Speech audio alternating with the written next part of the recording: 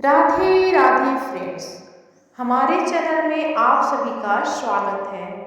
भगवान शिव ने दक्ष को बकरे का सिर क्यों लगाया, चलिए कथा जानते हैं। स्वयंभू मनु की 3 पुत्रियां थीं, अकुति, देवहूति और प्रसूति। इनमें से प्रसूति का विवाह दक्ष नाम के प्रजापति से हुआ। दक्ष को 16 कन्याओं की प्राप्ति हुई। उनमें से एक थी सती, जिनका विवाह भगवान शिव के साथ हुआ था। उनको किसी संतान की प्राप्ति नहीं हुई, क्योंकि उन्होंने युवावस्था में ही अपने पिताजी के यहाँ देह का परित्याग कर दिया था। विदुर जी ने कहा, कोई महिला ससुराल में देह त्याग करे तो बात समझ में आती है कि उसको प्रताड़ना दी गई होगी, लेकिन पिता के घर में आत्महत्या कर ले, ये बात समझ में नहीं आती। मैत्रेय जी कहते हैं, एक बार देवताओं की बड़ी सभा लगी हुई थी।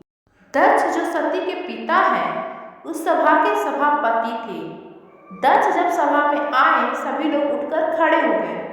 2 लोग उठकर खड़े नहीं हुए, ये थे भगवान शंकर और ब्रह्मा जी। दक्ष द्वारा शिव जी का अपमान। दक्ष ने सोचा, चलो ब्रह्मा जी तो पिता हैं, वे खड़े नहीं हुए तो क्या हुआ, पर शंकर जी तो दामाद हैं और दामाद पुत्र के समान होता है। दक्ष ने सोचा, मेरे आने पर एक खड़ा नहीं हुआ, ये कितना उद्दंड है। मैंने तो अपनी मृगनयनी बेटी का विवाह इस मरकट लोचन के साथ कर दिया। इसको तो कोई सभ्यता शिष्टाचार ही नहीं है। इस तरह से दक्ष ने भगवान शिव को बहुत अपशब्द बोले और खूब गाली गलौज किया। अब प्रश्न उठता है, भगवान शिव दक्ष के आने पर क्यों नहीं उठे? तो इसका उत्तर है, भगवान शिव राजा दक्ष का अपमान नहीं करना चाहते थे। वे तो भगवान के ध्यान में ऐसे निमग्न बैठे थे कि उनको पता ही नहीं लगा कि दक्ष कब आए। जब दक्ष गाली देने लगा, तब उनका ध्यान टूटा। तब उन्होंने देखा दक्ष अत्यंत क्रोधित होकर उन्हें गाली दे रहे हैं। यही है आत्मनिष्ठा, महापुरुष की पहचान। अगर अनजाने में कोई मर्यादा का उल्लंघन हो जाए तो उसके परिणाम स्वरूप समाज तो कुछ न कुछ बोलेगा ही। उनके बोलने पर भी महापुरुषों की कोई प्रतिक्रिया नहीं होती। इसी तरह यहाँ भी दक्ष गाली दे रहे हैं। शिव भगवान अपने ध्यान में बैठे हैं, उनके ऊपर कोई प्रभाव नहीं, न उन्होंने कोई जवाब दिया। जब दक्ष ने देखा कि उसकी गाली देने के बाद भी भगवान शिव जी पर कोई प्रभाव नहीं पड़ रहा है, तब दक्ष ने उनसे हाथ में जल लेकर श्राप दे दिया, आज के बाद किसी यज्ञ में तुम्हारा हिस्सा नहीं होगा। भगवान शिव तब भी कुछ नहीं बोले। दक्ष ऐसा श्राप देकर सभा से चले गए। नंदीश्वर राजा दक्ष को श्राप देते हैं। उसके बाद नंदीश्वर को क्रोध आया। उन्होंने दक्ष को श्राप दे दिया, मेरे आराध्य को अकारण श्राप दिया। तू इतनी देर से मैं कर रहा है, मैं शिव का ससुर हूँ, मैं सभापति हूँ। अगले जन्म में इसको बकरे का जन्म मिलेगा, फिर जीवन भर मैं करेगा। ये बात हम सबके लिए है। यदि हम ज़्यादा मैं करते हैं तो अगला जन्म किसका मिलेगा, बकरी या बकरा बनना पड़ेगा। नंदीश्वर ने दूसरा श्राप दिया ब्राह्मणों को, तुम लोग दक्ष जैसे दुष्ट के यहाँ यज्ञ करने आए हो, तुम्हारी विद्या केवल जीविका के लिए रह जाएगी, तुमको ज्ञान कभी नहीं होगा।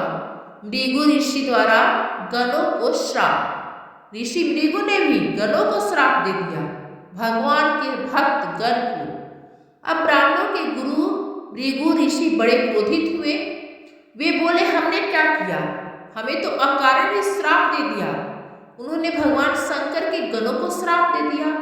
जितने भगवान शंकर के भक्त हैं, सब पाखंडी हो जाएंगे, न स्नान करेंगे, न ठीक से पूजा करेंगे, भांग खाएंगे और हड्डियों की माला पहनेंगे। ये सब चीजें तामसी हैं। दोस्तों, आज जो हमें शिव भक्त गांजा पीते, शमशान की राख लपेटे, हड्डियों की माला पहने दिखते हैं, वे सब श्राप के कारण। भगवान शंकर तो एकदम सात्विक हैं। क्या वे अपने भक्तों को इन तामसिक प्रवृत्तियों के लिए अनुमति देंगे? उन्होंने अनुमति नहीं दी।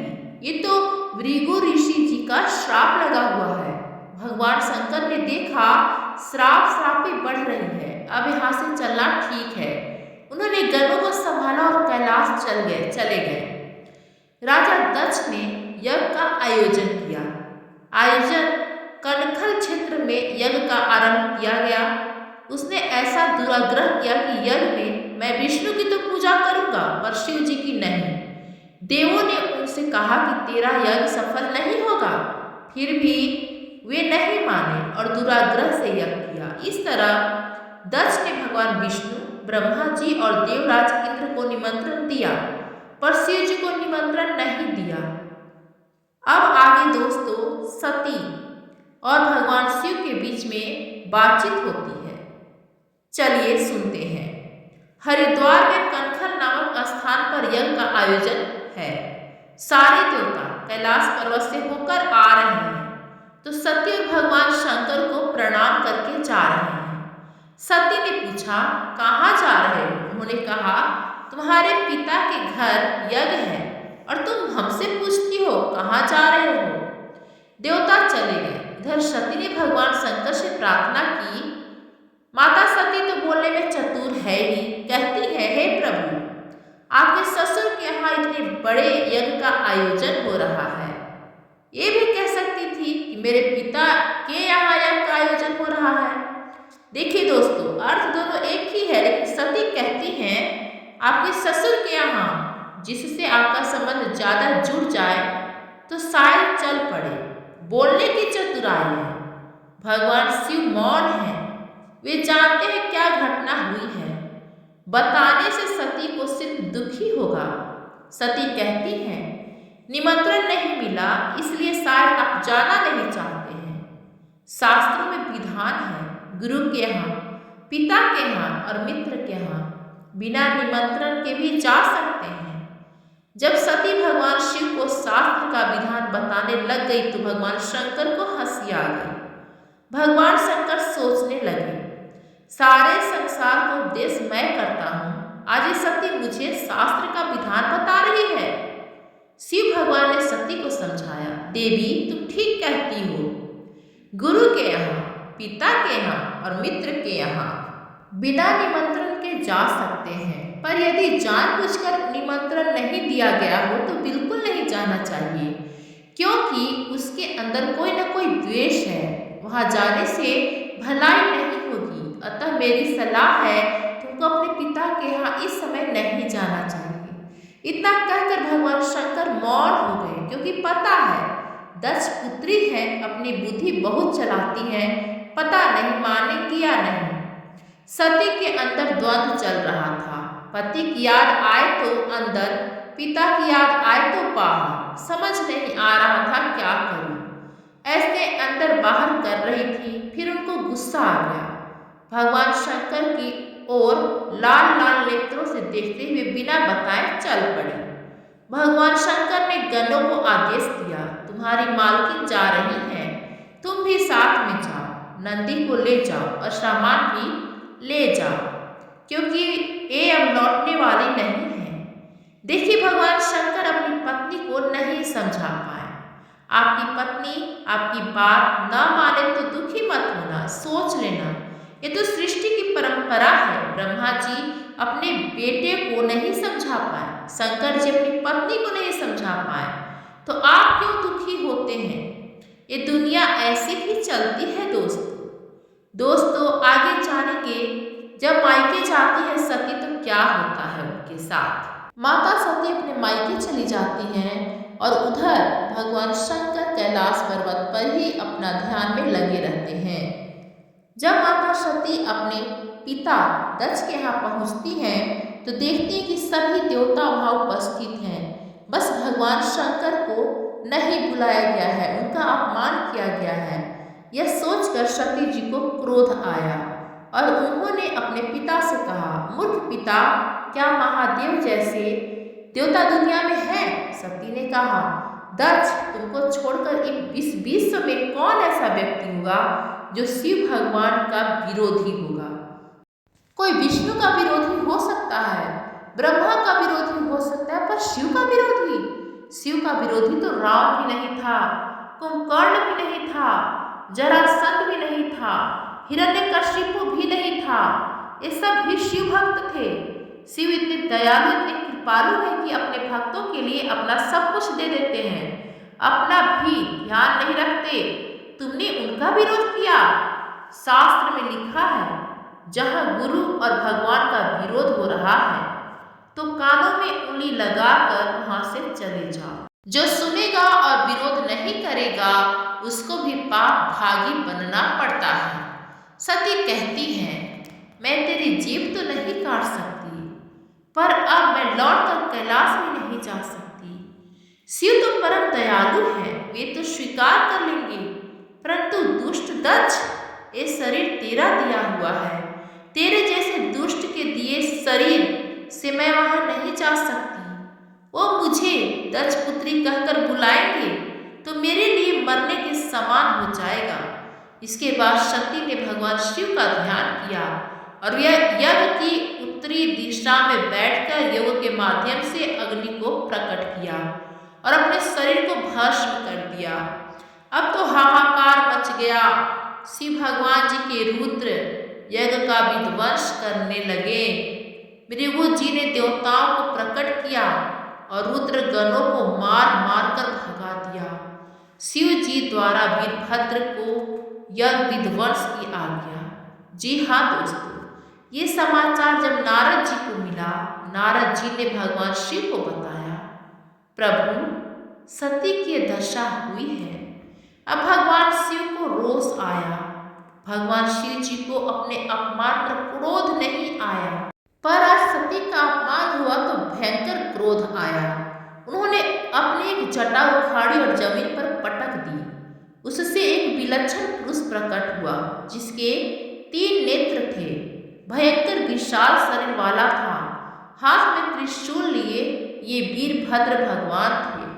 वीरभद्र ने शिव जी को प्रणाम किया और बोला, क्या आदेश है? शिव भगवान ने कहा, एक ही आदेश है, दक्ष को मार डालो, यज्ञ को विध्वंस कर दो। वीरभद्र जी उत्तराखंड होते हुए हरिद्वार की तरफ पहुंचे। अपराह्न का समय था, दोपहर के 3 बज रहे थे। यजमान लोग विश्रामशाला में थे, पंडित और देवता लोग यज्ञशाला में थे। वहां जाकर वीरभद्र ने यज्ञ को विध्वंस कर दिया।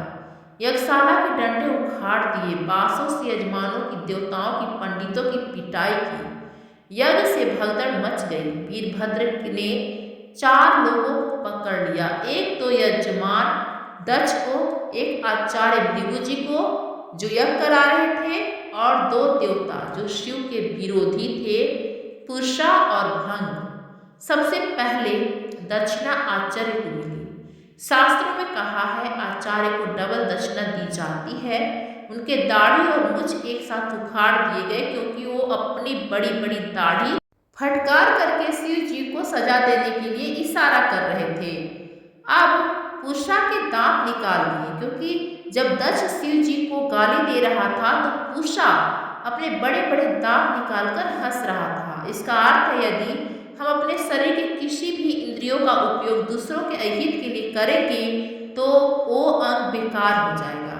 पूषा ने दांतों का दुरुपयोग किया, भग देवता की आंखें निकाल ली, क्योंकि वो दक्ष को आंखों से इशारा कर रहा था, और गाली दो। अब वीरभद्र ने दक्ष के गले पर तलवार मारी और वो मरा नहीं। वीरभद्र ने भगवान शिव का ध्यान किया और दक्ष की गर्दन मरोड़ कर तोड़ डाली, फिर उसके सिर को हवन कुंड में भस्म कर दिया। इस तरह से दक्ष का यज्ञ विध्वंस हो गया। विध्वंस इसलिए हुआ क्योंकि ये यज्ञ धर्म की दृष्टि से नहीं था, ये तो शिव जी का अपमान के लिए था। यहाँ सीखने की बात यह है कि किसी कार्य का आरंभ गलत भाव रखकर किया जाए तो वह कार्य सफल नहीं होता। ऐसे बहुत से काम होते हैं, बाहर से दिखाई देगा जैसे धर्म का काम हो रहा है, पर उनका उद्देश्य गलत होने से वो अधर्म का काम होता है। यज्ञ का विध्वंस होने के बाद ब्रह्मा जी सभी देवताओं को लेकर शिव जी के पास पहुंचे और उसे प्रार्थना करने लगे। भगवान शंकर के पिता हैं ब्रह्मा जी। शिव भगवान बोले, पिताजी आप प्रार्थना मत करिए, आप आज्ञा करिए, क्या करना है? ब्रह्मा जी ने कहा, देखो यजमान को जीवित कर दो। दक्ष यह पूरा किए बिना मर गया है। भृगु जी की दाढ़ी मूछ अभी तक नहीं आई है, उनको दाढ़ी मूछें आ जाए, ऐसी व्यवस्था कर दो। पूषा को दांत मिल जाए, भग देवता को आंखें मिल जाए, बस हम इतना ही मांगते हैं। भगवान शिव हमेशा अपनी मस्ती में रहते हैं। बोले अभी कर देता हूँ, इसमें कौन सी बड़ी बात है। अपने एक गण को बोला, किसी बकरे का सिर काट कर ले आओ। बकरे का सिर ही क्यों मंगाया, हाथी का, शेर का, किसी का क्यों नहीं मंगाया। भगवान शिव ने सुना था कि नंदीश्वर ने दक्ष को श्राप दिया था कि अगले जन्म में ये बकरा बनेगा। भगवान शिव ने सोचा अगले जन्म में क्यों, इसी जन्म में बना देते हैं। बकरे का सिर मंगाया और दक्ष के शरीर में जोड़कर उसे जीवित कर दिया। दक्ष जीवित हो गया। उसने भगवान शिव की स्तुति की और क्षमा याचना की। दोस्तों आगे जानेंगे माता सती का पूर्ण जन्म कैसे हुआ। सती माता ने फिर से पार्वती के रूप में जन्म लिया। फिर कठिन साधना के भगवान शिव के साथ उनका विवाह हुआ। अब उनकी बुद्धि अडोल थी। सती जी अब पार्वती रूप में अपनी ज्यादा बुद्धि नहीं लगाती थी। वे जानती हैं जो पहले हुआ वो ज्यादा बुद्धि लगाने के कारण हुआ। शिक्षा, कोई भी सत्कर्म यदि गलत भाव रखकर किया जाता है तो वह सफल नहीं होता है। जो ज्यादा मैं करता है उसे बकरे का जन्म मिलता है। दक्ष को भी बकरे का मुंह लगा। जो एक देवता की आराधना करेगा और दूसरे का अपमान करेगा उसकी वही दशा होगी जो दक्ष की हुई। उपासना की पद्धति है, अपने आराध्य की उपासना करो और सम्मान सबका करो, अपमान किसी का मत करो। अगर आप श्री कृष्ण भक्त हैं और राम मंदिर गए तो राम जी से कृष्ण प्रेम मांगो, सबको सम्मान करो और आराधना अपनी आराध्य की। गुरु के प्रति, ईश्वर के प्रति अपनी ज्यादा बुद्धि नहीं लगानी चाहिए। जिज्ञासा करो पर कुतर्क मत करो। गुरु जो आदेश करे उसको सुनो, समझो और मानो तो आपका कल्याण। हर हर महादेव, हर हर महादेव।